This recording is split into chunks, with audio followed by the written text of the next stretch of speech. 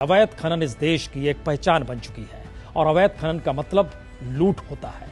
उस लूट का मतलब ऊपर से लेके नीचे तक, ऊपर जिसे भी फिट कर लीजिए, नीचे जिसे भी फिट कर लीजिए। इस रिपोर्ट को देखने के बाद तो आपको लिए चलते हैं छत्तीसगढ़।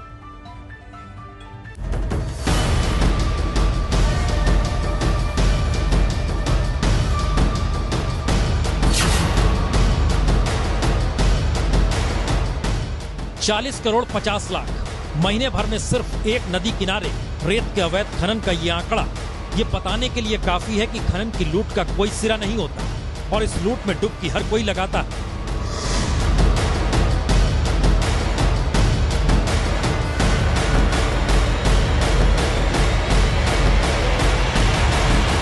तो 3 करोड़ से भी कम की आबादी वाले छत्तीसगढ़ की पहचान यही है, या तो खेती या फिर खनन। एक तरफ धान का कटोरा, दूसरी तरफ प्राकृतिक संपदा की लूट। और हकीकत का दूसरा पहलू यह है कि 40% आबादी गरीबी की रेखा से नीचे। 2 रुपए सरकारी चावल पर छत्तीसगढ़ के 1 करोड़ से ज्यादा लोग, और इससे इतर हर दिन 1 करोड़ 35 लाख के राजस्व का चूना, वह भी सिर्फ एक नदी के एक हिस्से भर से। तो आइए आपको लिए चलते हैं ग्राउंड जीरो पर।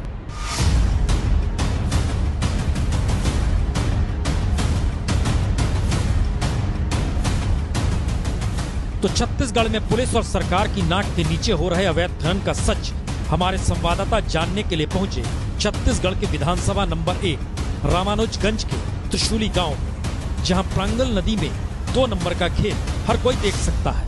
यहां नदी से हर दिन लगातार अवैध तरीके से रेत निकालकर सीमा पार यूपी भेजा जाता है, क्योंकि यूपी में कमाई हद से ज्यादा है।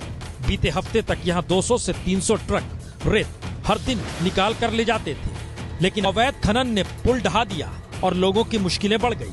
लोगों को मुश्किल है, इसे देखने वाला कोई नहीं। 2 नंबर का काम ऐसा हुआ कि आने जाने वालों के लिए बना पुल पूरी तरह से क्षतिग्रस्त हो गया। अब जरा इसे देखिए, ये छत्तीसगढ़ को उत्तर प्रदेश से जोड़ता है। ये जो रास्ता है, यहाँ करीब 5 गांव के 10,000 लोग रहते हैं, लेकिन मजबूरी ऐसी कि छोटे छोटे बच्चों को लेकर इस तरह से जोखिम भरे रास्ते सीने जाना पड़ता है। अब जरा अंदाजा लगाइए बारिश के मौसम में यहां के हालात कैसे होते होंगे, क्योंकि इस नदी से रेत माफियाओं ने अवैध उत्खनन कर इस नदी को इस तरह बना दिया कि इस नदी में बना पुल पूरी तरह से बारिश में ढह गया। ये रेता जो है यूपी कैसे चला गया? ये तो छत्तीसगढ़ का पुल है, छत्तीसगढ़ का रेत है। यूपी कैसे? यूपी के लोग यहाँ आते थे क्या? छत्तीसगढ़ के लोग इधर से भेज दिया ना रेता, बुला बुला कर। तो कितने मतलब कितनी मात्रा में रेता यहाँ से जाता था उत्तर प्रदेश? रेट में 20,000 गाड़ी। और इलाके में रेत निकालने का काम रात के अंधेरे में धड़ल्ले से होता है। रेत माफियाओं का खौफ इस कदर कि रात में यहाँ पहुंचकर पता लगाना हर किसी के लिए जोखिम भरा काम, हमारे लिए भी।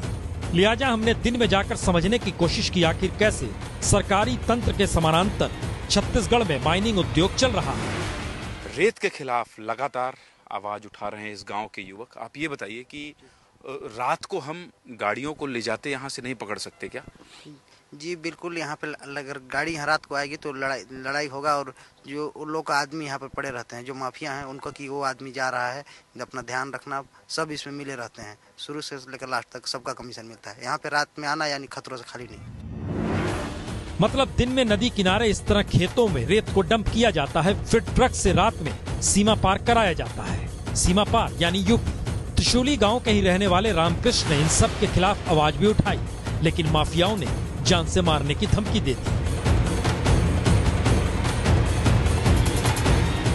जरा इस पत्र को देख लीजिए, धमकी सीधी है। आवाज उठाई तो जान गई, और धमकी भरे इस लेटर को पुलिस को दिखाया गया तो पुलिस बोली, क्यों जान गंवाना चाहते हो?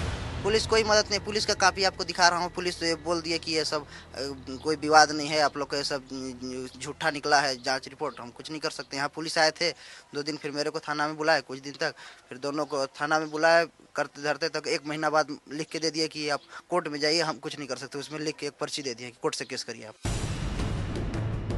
यानी विरोध करे भी तो कौन करे, क्योंकि हर दिन करोड़ों के वारे न्यारे होते हैं और उसमें सभी का हिस्सा होता है। फिर आवाज कौन उठाए, और आवाज उठाने वाले की जान जाए तो फिर बोले कौन?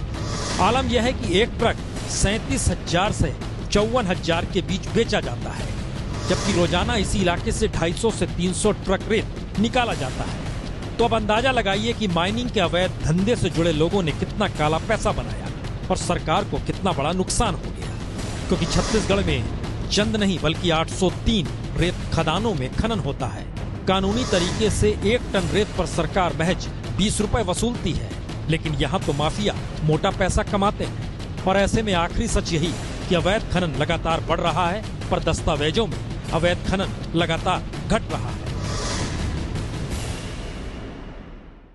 खबरों के दौर में ना रहिए बेखबर, हर खबर की हम लेंगे खबर। मेरे साथ जुड़िए रात 9 बजे मास्टर स्ट्रोक सिर्फ एबीपी न्यूज पर।